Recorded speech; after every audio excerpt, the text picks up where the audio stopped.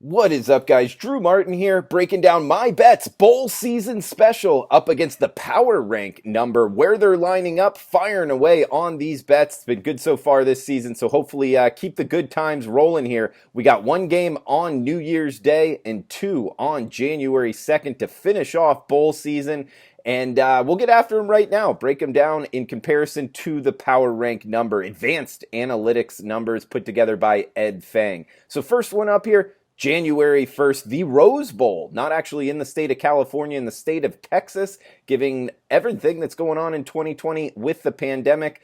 This is 4 p.m. Eastern start on ESPN January 1st. We got Notre Dame and Alabama in the semifinal game for the right to play for the national championship. It's number 4 ranked Notre Dame Fighting Irish and the number 1 ranked Alabama Crimson Tide. As I'm talking to you right now, later on Wednesday evening, 65.5 being the total. Looks like Alabama minus 20-point favorites. Power rank number actually going after this total. This is the only total one, guys. The next two are side specific here, but power rank number at 66.5. That's a full 1.5 off from where the prevailing number is right now, shopping around 65 or 65.5. So we'll go with the low water mark here of a 1.5 off. And I think Ed's got it right here. The over having value with Notre Dame and Alabama.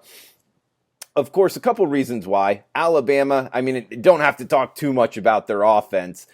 Since you clicked on the video, you likely know a little bit about what Alabama's done offensively this year with 2 Heisman finalists, 5 first-team All-American selections here. Almost half the All-American team is from the University of Alabama's offense. We got 7 out of their 11 games played this season against an all-SEC schedule, keep in mind. They put up over 500 yards offensively. 3 of those games, they eclipsed the 600-yard mark. So just going straight numbers here, guys. Very prolific offense. Mac Jones, the best completion percentage and passer rating in the country, and of course going to their offensive coordinator Steve Sarkisian, calling it up from a play calling standpoint. Not sure that there's many out there in the country better than him, and he's shown the propensity in past games. You know, past performance isn't indicative of future results, but he will still run it up in the second half. So look for that if Alabama is able to do that on Notre Dame, which is a possibility here. They've been able to do it against most of their schedule so far this season.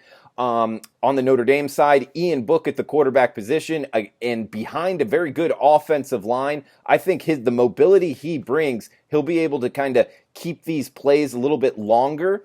And we've seen where Alabama struggles, not only in the past, but this season, you know, letting up high point totals against Ole Miss, also against the University of Florida in the SEC championship game.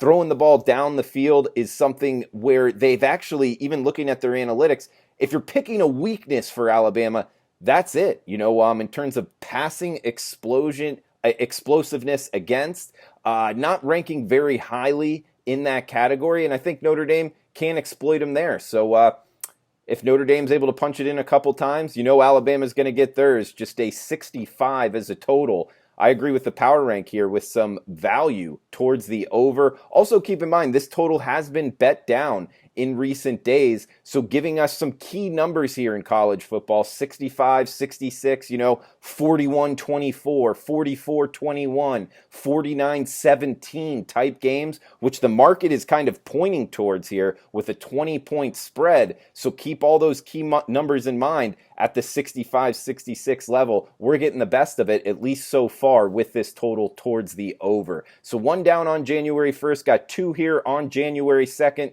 Next game up, Ole Miss versus Indiana, the Outback Bowl in Tampa, Florida. Doesn't look like weather will be an issue, as I'm talking right now, again, later on Wednesday. And also keep in mind that Notre Dame-Alabama game, weather won't be an issue. It's a controlled climate there at AT&T Stadium. However, the Outback Bowl, open-air stadium, Raymond James Stadium, the Cowboys play in the first game for their home field. This is where the Tampa Bay Bucks play in Tampa. 12:30 start on January 2nd. This one on ABC. Ole Miss and Indiana, SEC versus the Big Ten, 65 being the total. Indiana Hoosiers minus 8.5 point favorites here. Power rank numbers showing it just -3 is what Indiana should be favored by. I agree, and this is a huge difference. Maybe, sidewise, the biggest difference from the power rank number to what the market is telling us all season long.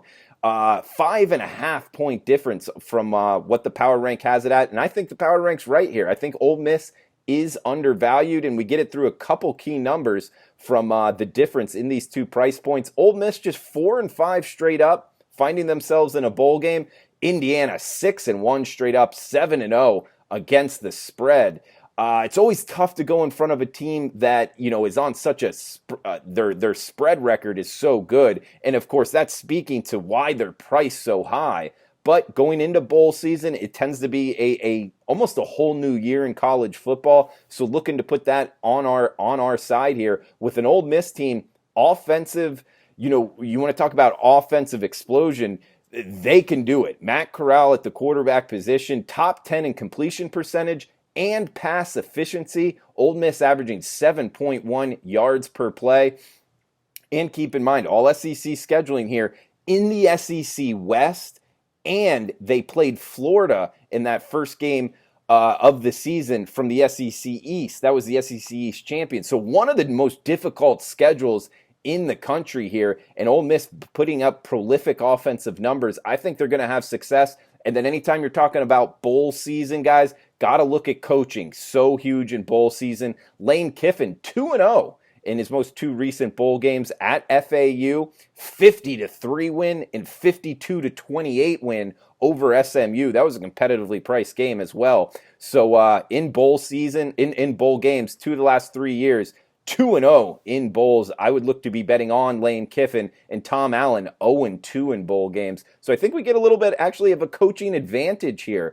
Now, Tom Allen, don't want to put too much against him. He is a good college football coach, but going just off of past bowl record here, I think a slight advantage towards Ole Miss and that prolific offense to stay within 8.5. And anytime we're getting more than 7 points, guys, with a prolific offense that we're betting on, that back door may be open. So we get a hotty toddy here, the Ole Miss Rebels, plus 8.5 for the play. Last one in the Orange Bowl, actually the last bowl game on the card, last college football game outside of the national championship here, January 2nd, 8 p.m. on ESPN. In the Orange Bowl, Hard Rock Stadium in Miami Gardens, we got UNC versus Texas A&M. Texas A&M -7.5. You can shop around and get a -7 here, guys. It's good at Circa in Las Vegas and multiple offshore sports books at -7. The power rank number showing at -8.4 is what Ed's got Texas A&M favored by. That's 1.4 points difference,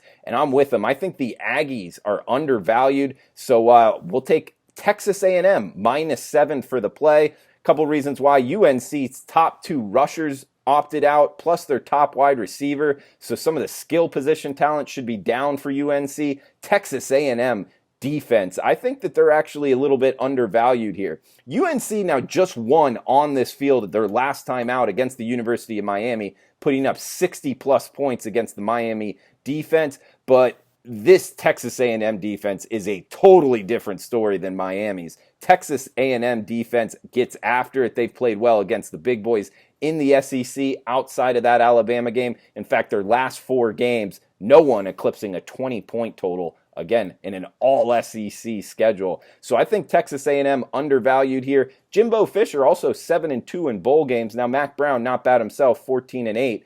But overall, guys, I think Texas A&M, top to bottom, roster talent, and Kellen Mond, putting together a good season at the quarterback position. I think they'll be able to put up some points. So Texas A&M -7, agreeing with the power rank number of 8.4, being 1.4 points off from the market price here. So again, guys, I'm Drew Martin at Drew Martin Bets. In recap, we got Texas A&M -7. We got Ole Miss plus 8.5, and the Notre Dame Alabama total over 65. So best of luck if you're tailing. Make sure to check out thepowerrank.com for some of the best analytics in terms of sports betting. If you're just a fan, check it out. If you're into numbers and into getting a little slight advantage here, I recommend thepowerrank.com and Ed Fang's numbers. So guys, thanks for tuning in. Best of luck if you're tailing. Have a fun, safe New Year. Hi, my name is Ed Fang, founder of The Power Rank. Thanks so much to Drew Martin for making this awesome video. Please follow him on Twitter at Drew Martin Bets. If you like this video, please hit the like button, and you can subscribe to the Power Ranks YouTube channel by hitting that subscribe button below. If you want more of my best predictions, usually saved for paying members of the Power Rank, you can sign up for my free email newsletter. I also provide some analysis each week on college football and NFL games. To sign up for this free service, go to thepowerrank.com. There's also a link in the description. Thanks again for watching.